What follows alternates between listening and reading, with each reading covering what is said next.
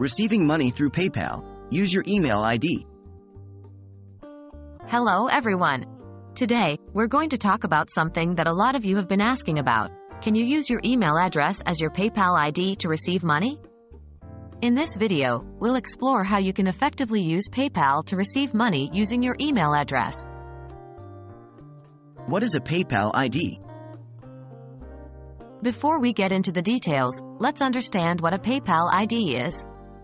Your PayPal ID is essentially the email address you use to create your PayPal account. It's the unique identifier that PayPal uses to link to your account. Can you use your email as your PayPal ID? The answer is a resounding yes. PayPal allows you to use your email address to receive money. As a matter of fact, when someone needs to send you money via PayPal, all they need is the email address associated with your PayPal account. How to receive money using your PayPal ID? Receiving money with your PayPal ID is quite simple. Here's how. 1.